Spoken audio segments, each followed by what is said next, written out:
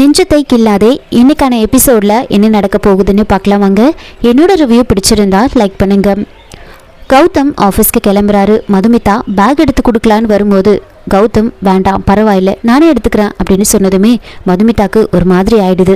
வெளியில் வந்ததுமே வந்துட்டு கௌதம் மதுமிதா கிட்ட நீங்கள் இன்னைக்கு ஆஃபீஸ்க்கு வர வேண்டாம், நீங்கள் வீட்டிலே இருங்க, ஈவினிங் உங்களுக்கு ஒரு சர்ப்ரைஸ் இருக்குது அப்படின்னு சொன்னதுமே என்ன சர்ப்ரைஸ் அப்படின்னு மதுமிதா கேட்க அதுக்கு கௌதம் வந்துட்டு ஈவினிங் வரைக்கும் வெயிட் பண்ணுங்க, அதுக்கப்புறம் நீங்களே தெரிஞ்சுக்க போகிறீங்க அப்படின்னு சொல்ல இல்லை எனக்கு இப்போ என்ன சர்ப்ரைஸ்னு தெரிஞ்சே ஆகணும் அப்படின்னு சொல்கிறாங்க.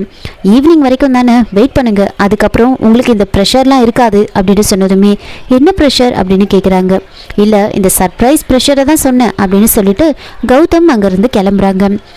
வீட்டுக்குள்ளே வந்ததுமே கிரண் கிட்ட இருந்து மதுமிதாக்கு விடாமல் கால் வந்துக்கிட்டே இருக்குது. இதை பார்த்து மதுமிதா ஒரு பக்கம் டென்ஷன் ஆகிட்டு இருப்பாங்க.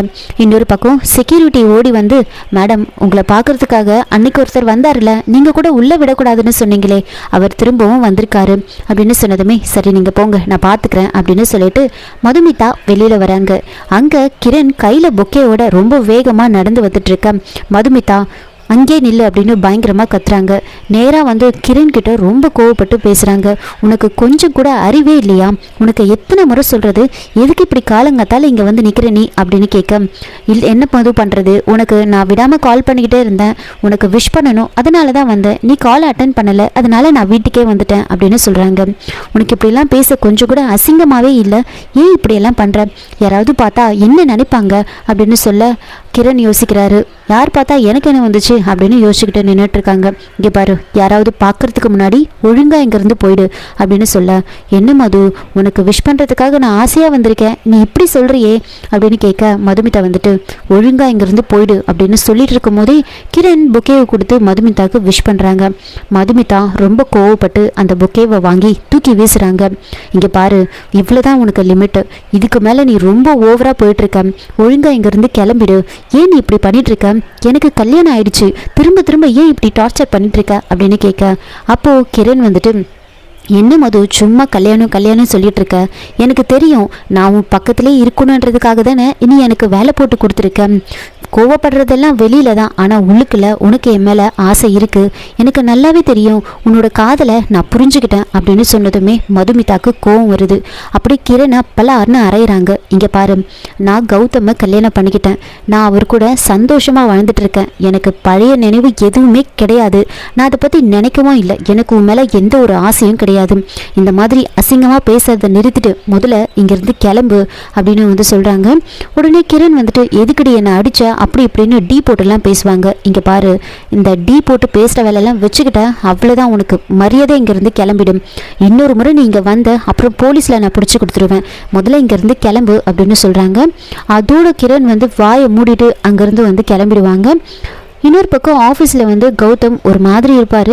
இதை பார்த்து சந்தோஷ் நேராக போயிட்டு என்னடா நீ ஆஃபீஸில் வந்து உட்காந்துட்ருக்க, இன்றைக்கி அன்றைக்கி பர்த்டேயில் நீ எதுவுமே வந்து அவங்கள வந்து எங்கேயுமே வெளியே கூட்டிகிட்டு போகலையா, எந்த கிஃப்ட்டும் வந்து நீ வாங்கி கொடுக்கலையா அப்படின்னு கேட்க உனக்கு ரொமான்ஸே வரலடா அப்படின்னு சொன்னதுமே உடனே கௌதமுக்கு கோவம் வந்துடும். ஆமாடா எனக்கு எதுவுமே தெரியாது அப்படின்னு கோவப்பட உடனே சந்தோஷ் ஏன்டா எப்படி கோவப்படுற அப்படின்னு சொல்லி கேட்க பின்ன நீ எப்படி பேசுகிற அப்படின்னு சொல்ல சரி சரி நான் எதுவும் சொல்லலை, அன்னைக்கு பர்த்டே வச்சே அவங்களுக்கு சர்ப்ரைஸாக ஏதாவது கிஃப்ட் பண்ணலாம்ல அதை பற்றி தான் சொன்னேன் அப்படின்னு சொல்கிறாங்க. உடனே கௌதம் வந்துட்டு என்ன பண்ணுறாங்கன்னா ஆமாம் அவங்களுக்காக நான் ஒரு பார்ட்டி வந்து அரேஞ்ச் பண்ணியிருக்கேன், நீ ஆஃபீஸில் இருக்கிறவங்க எல்லாரையும் கூப்பிடு, நான் எல்லாருமே வந்து இன்வைட் பண்ணணும் அப்படின்னு சொல்கிறாங்க. சரி நீ எல்லாருமே வந்து வராங்க, ஆனால் கிரண் மட்டும் அங்கே வந்திருக்க மாட்டார். கௌதம் அதை நோட் பண்ணி கிரணை கூட்டிகிட்டு வாங்க அப்படின்னு சொல்கிறாங்க. அதுக்கப்புறம் கிரண் வந்ததுக்கப்புறமா எல்லாருக்கிட்டையும் வந்து சொல்கிறாங்க இன்றைக்கி உங்களோட கம்யூனிகேஷன் ஸ்கில் ட்ரெயினர் மதுமிதாக்கு வந்து பர்த்டே, அவங்களுக்கு ஒரு பார்ட்டி வச்சுருக்கோம், நீங்கள் எல்லாரும் கண்டிப்பாக வந்துடணும் அப்படின்னு சொல்கிறாங்க.